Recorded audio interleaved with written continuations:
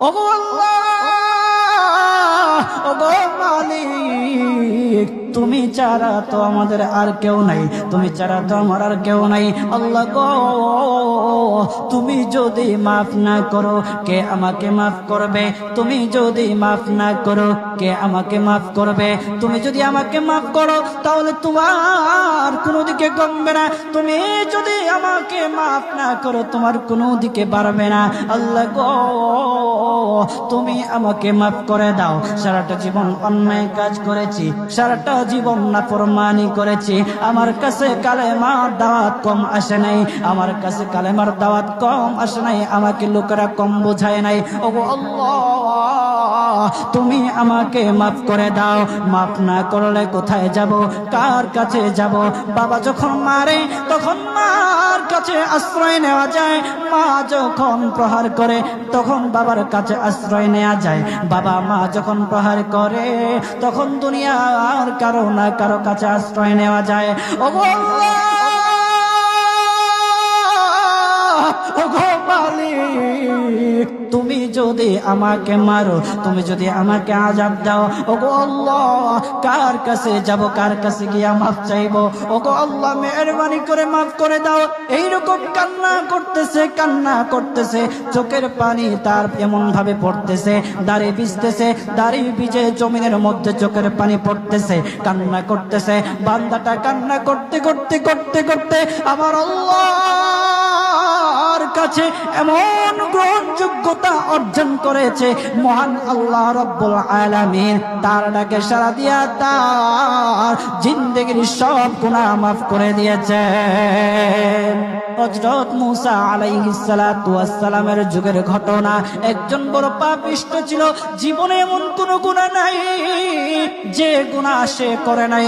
তার গুনার প্রতি অতিষ্ঠ হইয়া, মানুষ তার গুনার প্রতি অতিষ্ঠ হইয়া গ্রামের লোকেরা তাকে হাত পা বেঁধে জঙ্গলের মধ্যে ফেলে দিয়ে আসে।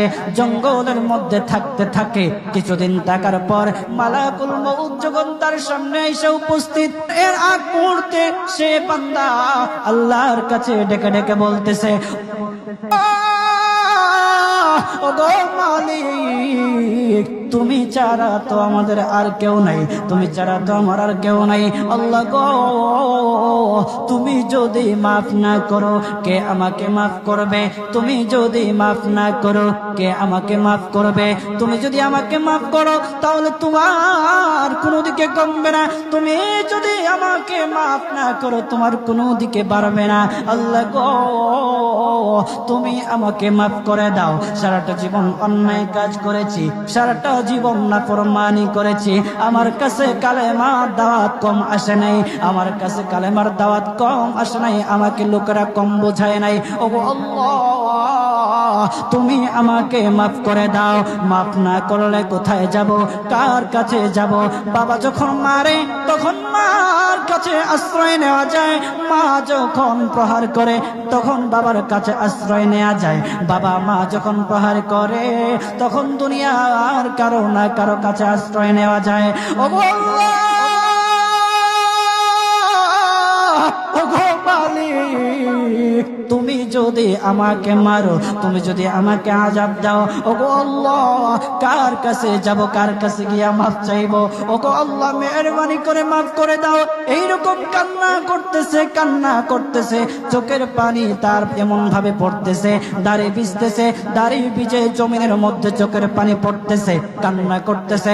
বান্দাটা কান্না করতে করতে করতে করতে আমার আল্লাহর কাছে এমন গ্রহণযোগ্যতা অর্জন করেছে, মহান আল্লাহ রাব্বুল আলামিন তার ডাকে সাড়া দিয়া তার জিন্দেগির সব গুনাহ মাফ করে দিয়েছেন। ওই বান্দাটা তাওবা করতে করতে করতে করতে হঠাৎ ইন্তেকাল করে। ইন্তেকাল হওয়ার পরে হযরত মূসা আলাইহিস সালাতু ওয়াস সালামকে মহান আল্লাহ বলে দিতেছে পয়গম্বর মূসা, ও দুস্থ, দেখো অমুক জঙ্গলে আমার একটা পাগলা আশেক, আমার পাগলা একটা আশেক মারা গেছে, ওই আশেকটার জানাজা তুমি পড়াও, দাফন কাফনের ব্যবস্থা করো। ও মূসা, আর তুমি একটা ঘোষণা দিয়ে বলে দাও, একটা ঘোষণা দিয়ে দাও মূসা রে, ও মূসা, তুমি ঘোষণা দিয়ে বলে দাও যে আমার এই বান্দার জানাজার নামাজ অংশগ্রহণ করবে, মহান আল্লাহ তার জীবনের সব গুনাহ মাফ করে দিবে। আল্লাহু আকবার। আরো জোরে বলেন না আল্লাহু আকবার, আরো জোরে বলেন আল্লাহু আকবার। হাত উঠায়া বলেন আল্লাহু আকবার, আল্লাহু আকবার। মুসলমান বাবাজি, গভীর মনোযোগ। হযরতে মূসা আলাইহিস সালাতু ওয়াস সালাম একটা পাহাড়ের উপরে উঠলেন। পাহাড়ের উপরে ওঠার পর তখন ডেকে ডেকে বলতেছে, ও উম্মতেরা রে, আমার উম্মতেরা শুনো, আল্লাহ রাব্বুল আলামিন একটা সুসংবাদ দিয়ে দিয়েছে। আমার আল্লাহ রাব্বুল আলামিনের একটা আশিক একটা ওই অমুক জঙ্গলের মধ্যে মারা গেছে, ওই পাগলা আশিকের জানাজার নামাজ অংশগ্রহণ করো। যদি জানাজার নামাজ পড়ো তখন আমার আল্লাহ তোমাদের জীবনের সব গুনাহগুলি মাফ করে দেবে। কেউ যদি নিজের গুনাহ ক্ষমা করাইতে চাও, কেউ যদি নিজের গুনাহগুলি ক্ষমা করাইতে চাও, তাহলে মহান আল্লাহ রাব্বুল আলামিনের ওই পাগলা আশিকের জানাজায় অংশগ্রহণ করো। তখন লোকেরা দলে দলে জানাজায় অংশগ্রহণ করার জন্য দলে দলে গেল, জানাজার নামাজ আদায় করলো। আদায় করার পর পয়গম্বর মূসা আলাইহিস সালাতু ওয়াস সালামকে বলতেছে, ওগো আল্লাহর পয়গম্বর, ও পয়গম্বর, যার জানাজায় অংশগ্রহণ করার কারণে মহান আল্লাহ তার জীবনের সব গুনাহ মাফ করে দেবে। এমন মহা ব্যক্তি, তো এই মহান ব্যক্তিটাকে তো একটা নজরে দেখা দরকার, অবশ্যই দেখা দরকার। আমাদেরকে সেই ব্যক্তিটাকে দেখান। তখন মূসা আলাইহিস সালাতু ওয়াস সালাম বলতেছে, ঠিক আছে, তোমাদেরকে দেখানো হবে। তখন যখন দেখাতে গেলেন, দেখানোর সাথে সাথে লোকেরা বলল, পয়গম্বর, আপনি কি বলেন? এই লোকটাকে তো আমরা ভালো করে চিনি। ওই লোকটা বড় পাপিষ্ঠ ছিল, বড় অন্যায়কারী ছিল, বড় জুলুমকারী ছিল। ওগো পয়গম্বর, সমাজে এমন কোন গুনাহ নাই যে সে করে নাই। সমাজে সব গুনাহ করেছে, সমস্ত গুনার সাথে সে জড়িত ছিল। সে জড়িত ছিল, তার গুনার কারণে আমরা অতিষ্ঠ হইয়া তার হাত পা বেঁধে আমরা তাকে জঙ্গলের মধ্যে ফেলে দিয়ে আসি।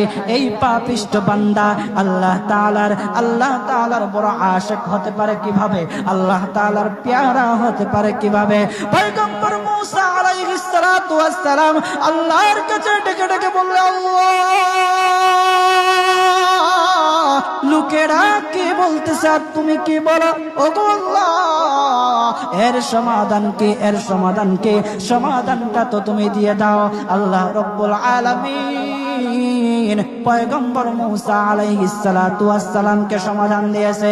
বলতেছে, ও মূসা, দুষ্ট রে, ও দুষ্ট, তারা যা কথা বলেছে, লোকেরা যে কথা বলেছে সত্য বলেছে। আমি আল্লাহ যা বলেছি তাও সত্য বলেছে।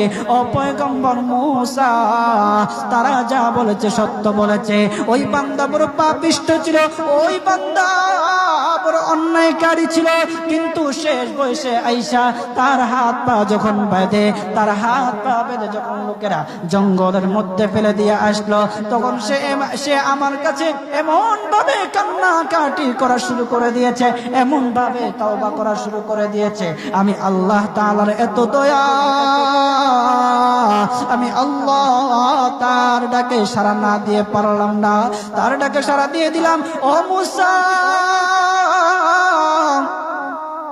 সে তাওবা করার সময় যদি সবার জন্য সে তাওবা করত, যতজন লোকরা বেঁচে আছে, যতজন উম্মতেরা আছে, যতজন লোকেরা আছে, সমস্ত লোকদের জন্য যদি সে আমার কাছে তাওবা করত, আমি আল্লাহ তার তাওবা মুহূর্তের মধ্যে কবুল করে সমস্ত বান্দাদেরকে মাফ করে দিতাম।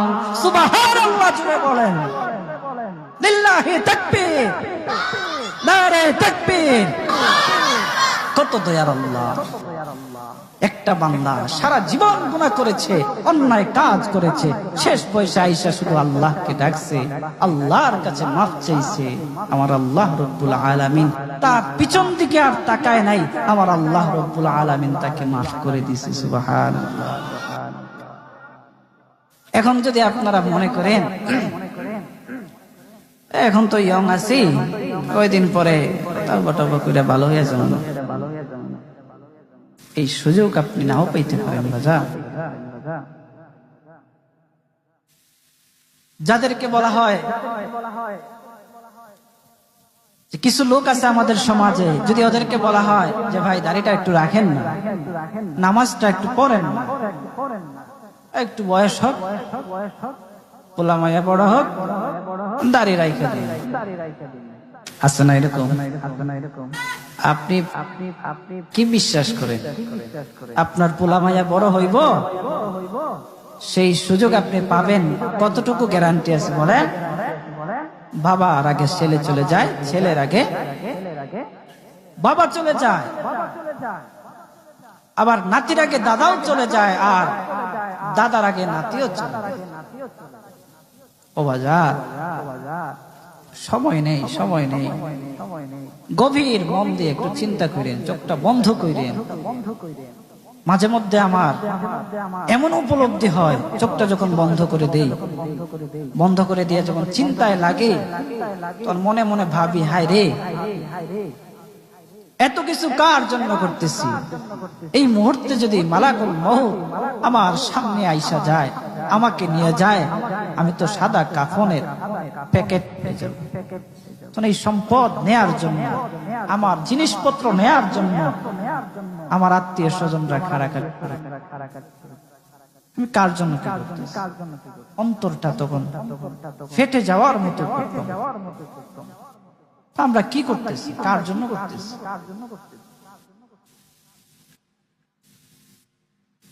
আজকে মরে গেলে আপনার সন্তান কালকে আপনাকে স্মরণ করবে কিনা সন্দেহ আছে।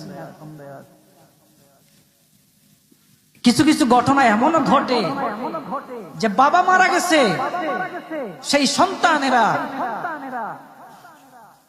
সম্পত্তি বন্টন করার জন্য বাবার লাশটা পর্যন্ত দাফন করতে দেয় না। আমাদের সমাজে এগুলো দেখা যায় না? আপনি কার জন্য কি করতেছেন? কার জন্য করতেছেন? কি করিলাম দুনিয়াতে আসিয়া,